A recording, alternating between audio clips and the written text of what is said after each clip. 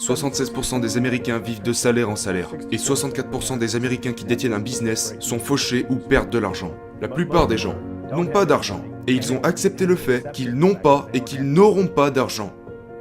Ils n'ont aucune économie. Ils sont constamment effrayés par l'argent. Ils dépensent plus que ce qu'ils gagnent. Ils ne savent pas comment gagner de l'argent et ils ne savent certainement pas comment le multiplier. J'ai simplement compris comment m'en sortir. Il est juste vraiment important que les gens comprennent que se plaindre n'a aucun intérêt. Si vous vous plaignez de ne pas avoir assez d'argent, travaillez plus. Si vous vous plaignez de ne pas avoir d'équilibre entre votre travail et votre vie privée, passez plus de temps en vacances avec votre famille. C'est super simple. Laissez vos actions dicter, au lieu de rester assis là et de penser que vous n'avez aucun contrôle. Envoyer nos enfants à l'école est une erreur, car ils deviennent faibles. Les pauvres seront toujours parmi nous, parce que ça commence là. C'est dans les mots, et les mots deviennent de la chair. Mais quand ils disent « je ne peux pas me le permettre » ou « je ne peux pas faire ça », ils s'enfoncent.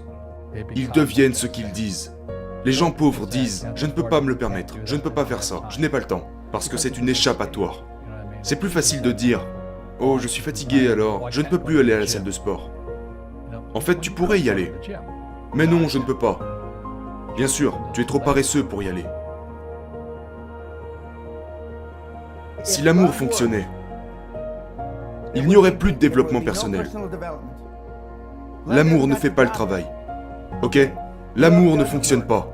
La religion ne fonctionne pas.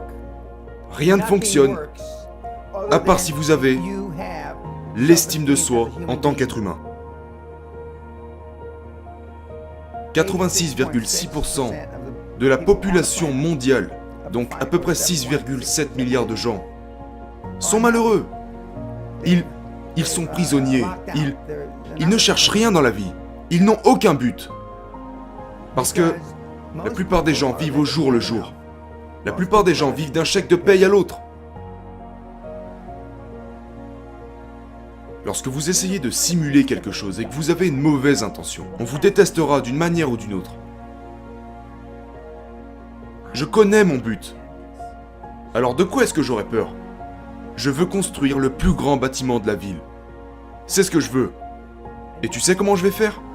En construisant le plus grand bâtiment de la ville. Beaucoup de gens veulent construire le plus grand bâtiment de la ville. Et tu sais comment ils veulent le faire ? En démolissant le bâtiment des autres. Oh, je ne serai jamais riche. Ou le préféré, les riches sont égoïstes. Ce sont les pauvres qui sont égoïstes, si vous y pensez, parce que pour être riche, vous devez donner quelque chose. Si vous trouvez le remède au cancer aujourd'hui, vous deviendrez multimilliardaire. Et voilà, vous êtes milliardaire. Non mais, je suis trop occupé pour soigner les autres. Je pense que je vais aller jouer au golf à la place. La pauvreté est transmise génétiquement.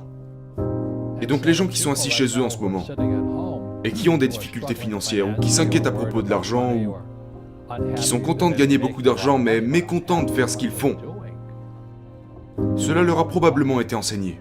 Votre super-ego a appris à trouver un travail, travailler dur, ou vous ne serez jamais riche, ou riche mais malheureux, ou peu importe. Tant que vous ne changerez pas votre état d'esprit, l'argent ne pourra pas vous aider. Correct. On peut le voir avec les gens qui gagnent à la loterie, et les gens qui touchent beaucoup d'argent. Ils ont toujours le même problème, parce qu'ils ont cette âme de pauvre. Si vous êtes pauvre, vous serez toujours pauvre. L'ennui et la drogue que vous devez absolument éviter. Parce que c'est là que les gens commencent à faire de mauvais choix. En général, c'est là qu'ils deviennent des consommateurs de déchets. Ils perdent du temps, ils se plaignent.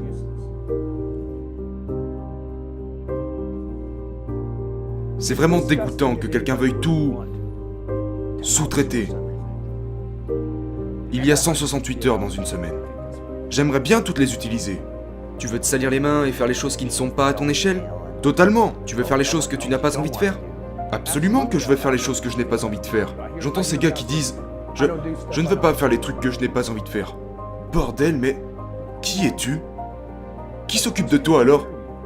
T'es juste faible à ne pas vouloir faire les choses que tu n'as pas envie de faire. Je veux être le meilleur dans ce que je fais. Et je sais, sans avoir lu un seul livre, que je dois consacrer du temps, des efforts et de l'énergie. Et puis je dois taper des heures. Je dois être discipliné. Je ne pense pas que j'ai du talent. Je pense que j'ai tout simplement beaucoup plus travaillé.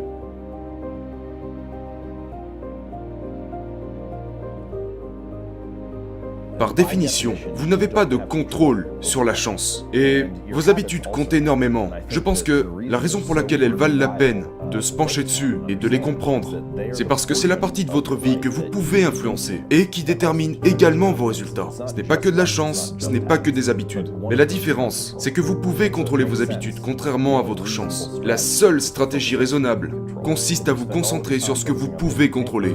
Parce que si vous passez tout votre temps à vous concentrer sur des choses que vous ne pouvez pas contrôler, vous finirez simplement frustré. Et donc même si vous êtes talentueux, vous ne pourrez pas réussir sans avoir les bonnes habitudes. Parce que si vous n'avez pas les bonnes habitudes, les bonnes pratiques, les bonnes routines et rituels pour réaliser pleinement votre potentiel, eh bien, la plupart du temps, vous ne serez tout simplement pas assez bon. Vous serez assez bon pour le niveau inférieur. Mais une fois que vous arrivez au sommet dans n'importe quel domaine, tout le monde est talentueux. Et donc la seule chose qui vous distinguera des autres n'est certainement pas votre don naturel, mais votre capacité à vous entraîner, à pratiquer et à sortir du lot.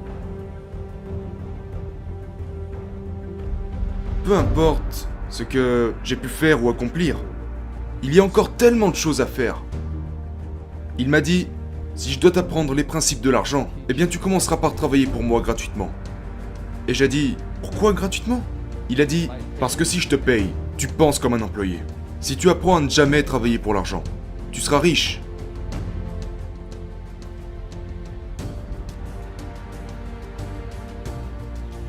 Si tu veux réussir dans la vie, tu dois trouver les bons professeurs. Notre système scolaire ne vous donnera jamais la vérité, parce que lui aussi a été créé par le système. Fausse monnaie, faux professeurs, fausses valeurs. C'est juste un scénario. Ils ne savent rien au sujet de l'argent. Et c'est ce qu'ils prétendent enseigner à nos enfants. Une question que je pose partout dans le monde, qu'est-ce que l'école vous apprend à propos de l'argent? Et la réponse est rien. Mais ce n'est pas une erreur. Ce n'est pas par accident. Et la plupart des gens ne sont pas au courant.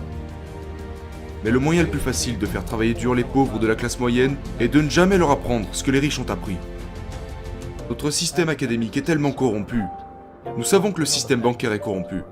Nous savons que la politique est corrompue, mais c'est la même chose dans les écoles. Un faux professeur est quelqu'un qui veut juste un emploi, et qui serait prêt à enseigner n'importe quoi. Vous savez, ils enseigneraient à cirer des chaussures si vous les payez plus.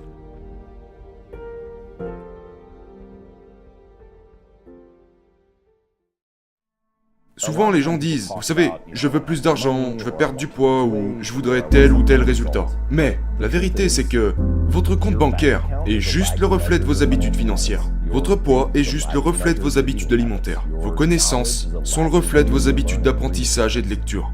Et donc, en fait, nous pensons que ce qui doit changer, c'est le nombre sur notre compte bancaire ou le nombre sur la balance. Mais ce qui doit réellement changer, c'est les habitudes qui précèdent ces résultats.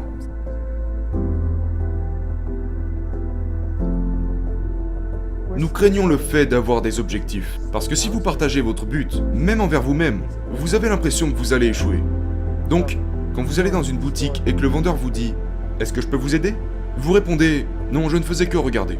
« Je ne faisais que regarder » est une déclaration sans but, et c'est ainsi que beaucoup de gens vivent leur vie. Parce que le système souhaiterait que vous n'ayez aucun but. Le système veut que vous fassiez votre travail, ayez une paye, achetez des trucs, les mettiez dans votre story, regardez la télé et recommencez.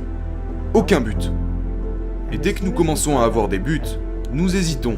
Parce que, qui sommes-nous pour y arriver? On se sent comme des imposteurs quand nous avons des buts. Mais, si vous pouvez annoncer votre objectif, cherchez à trouver qui vous devez être et ce que vous devez faire pour y arriver, et cherchez quel changement vous devez faire exactement. C'est ce genre d'action, que nous travaillons pour une entreprise ou pour nous-mêmes, qui fait que vous chercherez toujours à vous améliorer. C'est une série de choix à faire. Mais je pense que c'est plus facile si on a des habitudes. Les habitudes apportent des résultats. Les objectifs apportent des résultats. Mais vous ne pouvez pas avoir l'objectif d'écrire un best-seller parce que il manque des informations. L'objectif serait plutôt, je vais écrire tous les jours et je vais apprendre ci et ça. Et peut-être que les conséquences de ces actions répétées jour après jour donneront finalement un best-seller.